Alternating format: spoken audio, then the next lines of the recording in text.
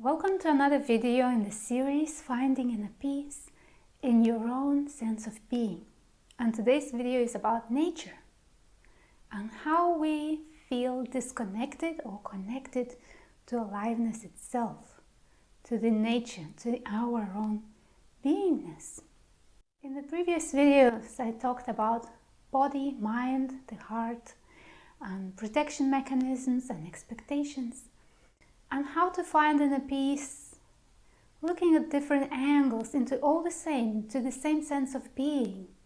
I had a quick look on internet, what is the definition of nature? And I was a little bit surprised, to be honest. Well, it says, nature, the phenomena of all the physical world collectively, including plants, animals, the landscape, and other features and products of the earth, as opposed to humans and human creations.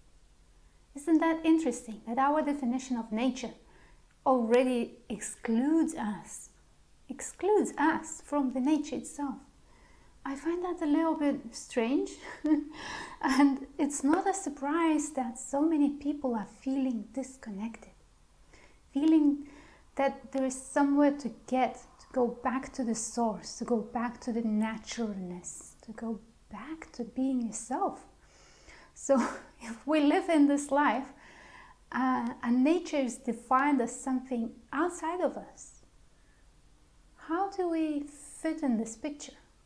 Are we part of nature? Are humans natural? Let's see. Let me start with a mushroom metaphor. If you go in a forest in the autumn, especially after the rain, you may find a lot of mushrooms. And you can pick one mushroom, another 50 mushrooms. And what we call a mushroom is this little thing that has a stem and a hat, and we can put it in a soup, on a stew. But what mushroom really is that mycelium underneath the whole forest. And it's like a neural connection of the forest, like an internet, where the trees can communicate with each other and send minerals to one tree or another tree. So this mushroom is this huge network. It's this huge thing that comes up after the rain in this little form. And we can pick one and we can pick another one. And we think that the mushroom is this, but the mushroom is that. Okay, we can see both. We can see that the mushroom, the fruit, is the flowering of that organism underneath the forest. But we don't normally perceive it like that, right? And if you look at your hand, or my hand here, and see one finger, another finger, a third finger, and they are all individual fingers. They are separate from each other, they have a different shape and different function, but they are all in the same hand. So the hand is here and the fingers are like extension of it. Not even an extension, it's just like giving a name for this form and that form. We have a concept and we can communicate about it. But the finger is not separate from the hand. The fingers are not moving independently from the hand or from each other. They are all connected. And they all connected to the arm and the body. And let's look deeper.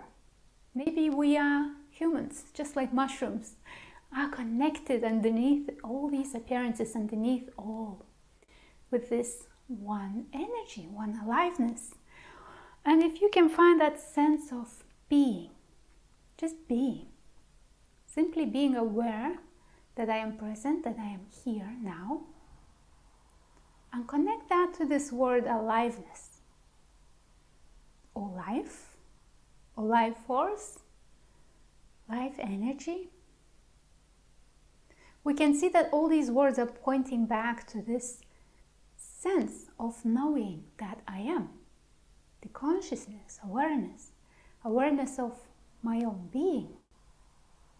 So if we look at that awareness of my own being as that underground, invisible, huge, vast energy and I am an expression of that energy. I am here as this form, but I am not independent or separate from that energy that animates all this, animates each cell in this body.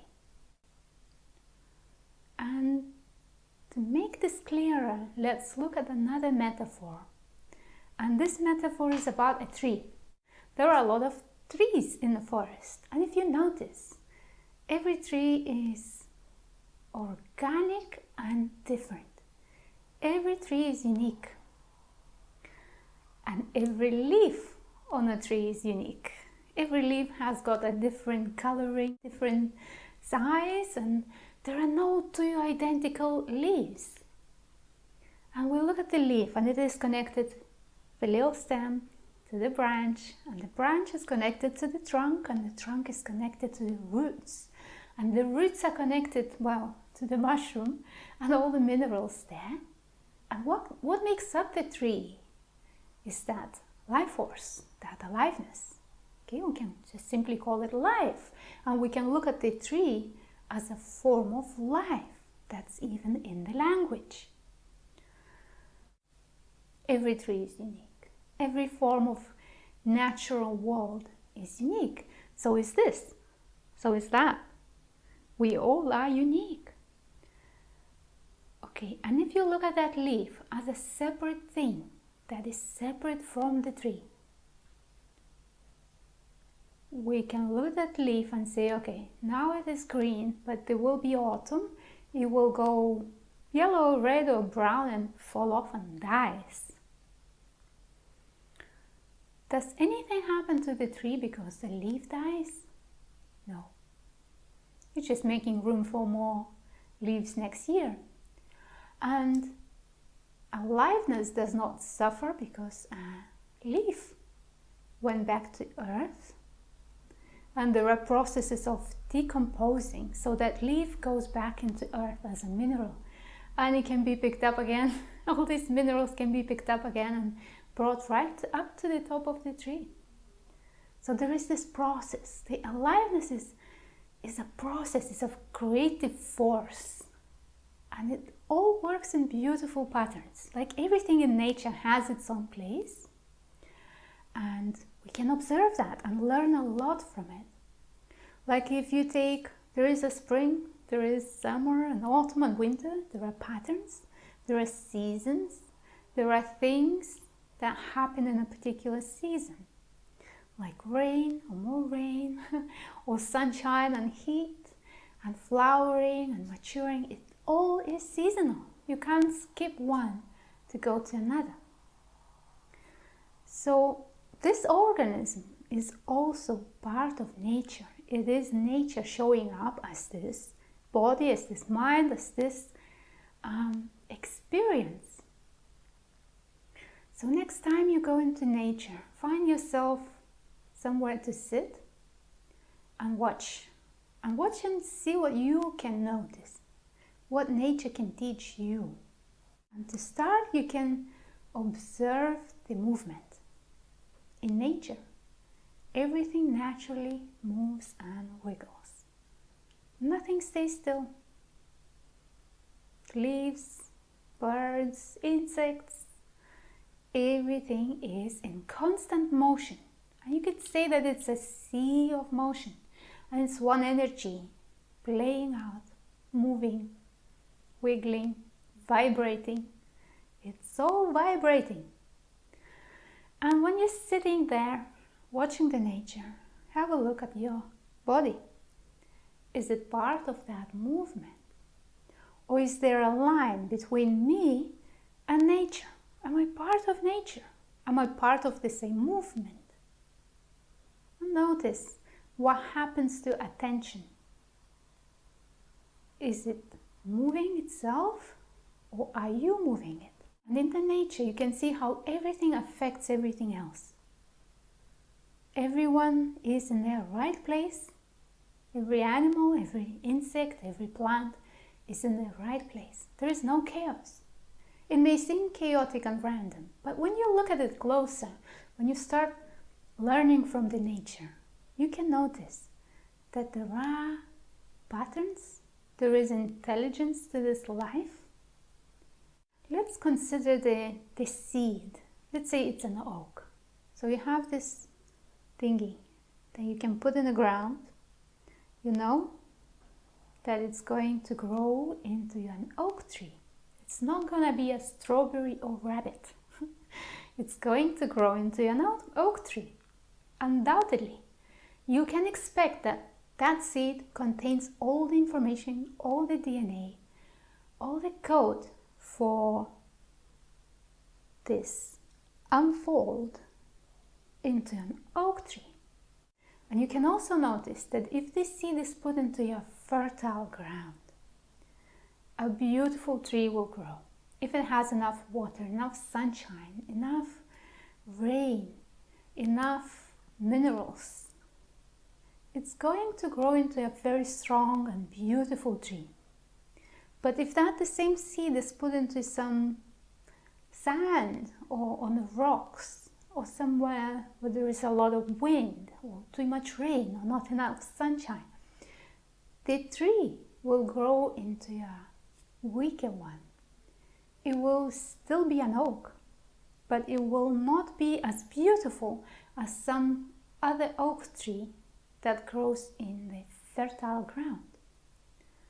So if you apply that to your human, we all come from mom and dad, and we all have that code.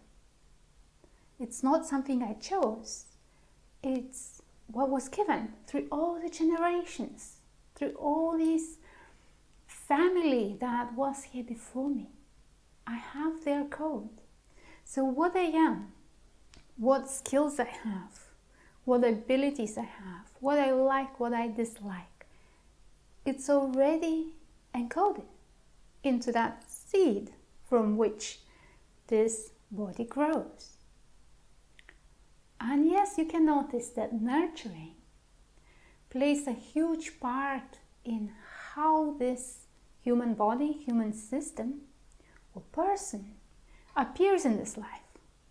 So we have both. We have information that comes from the seed, and we have environment, the whole, that is shaping that process of unfolding. So we are that life. We are not apart from life. We are that life showing up the best they can in this environment with this DNA material. And we are walking, talking, and living our life fully connected to the whole, fully connected to the one life. It only appears that I am separate because I focus on that uniqueness. I focus on that distinct, different traits that we all have. And I may think that, oh wow, I'm unique, that's why I am special. I'm really something different from everyone. But that is looking at yourself like you are looking at that leaf on a tree. It is part of a tree. It is part of aliveness. But somehow we can distinguish that form, give it a name, and we think that this is something separate from the whole. And how crazy is that? That we are feeling disconnected from life, and then we may be trying to go back to the oneness, to go back to experiencing life as a whole, life as a one energy. And we are looking outside and thinking how to get there, how to become one with the whole life. When the answer is really staring and laughing, we are already life happening. I am not apart from life. And life includes everything. It includes colors, it includes sounds, it includes sensations and tastes and smell and warmth and sun and ground and wind and all the elements. We are not outside of it. We can observe this process of aliveness happening right here, right now. And when you see the nature, when you just look at all the movement that is happening, are your thoughts affected by that movement? Are they part of that movement? How about emotions and sensations? Are they part of the movement of the whole? Or are they somehow insulated, separated from the whole? So then when you sit in the nature, you can look and see, can you find the line that separates me from out there? Is there such a line? And if the mind, if the thought says, yes, I am here, and the natural world is there, well, do you believe that thought? Can you really believe that there is something outside of life? Is that a possibility? Is life happening to you or as you?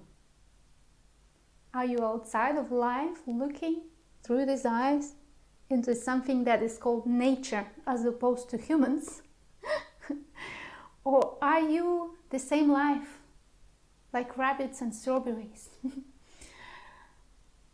Sitting here, watching this video, feeling emotions, asking questions, getting thoughts, hearing sounds. Is there a separate piece of life in this body and a separate piece of life in there? Or is it the same life showing up as both forms, as all these mushrooms do? So can you feel that connection to the whole life within your own sense of being? When you have a chance to be in nature and just sit there and observe, see what you can learn focusing on interconnectedness, noticing how everything is one movement, how everything is included. And at the same time, there is this diversity, there is uniqueness, there is plurality, there are so many forms. And yet everything has its own place, its own patterns that fit into everything else. Focusing on uniqueness and specialness does not bring us together. It does not bring us into this experience of wholeness, of completeness.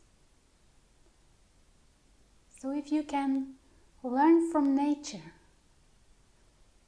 this interconnectedness, this beingness, oneness,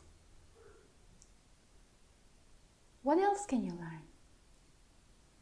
With this, I will end this video, and the next one is about you, or the self, and how to find peace in being you. Thank you for watching. I hope you enjoyed this part and it was somehow useful for you in your own journey. Don't forget to subscribe, like and share and comment, all that. I appreciate every reaction. Thank you.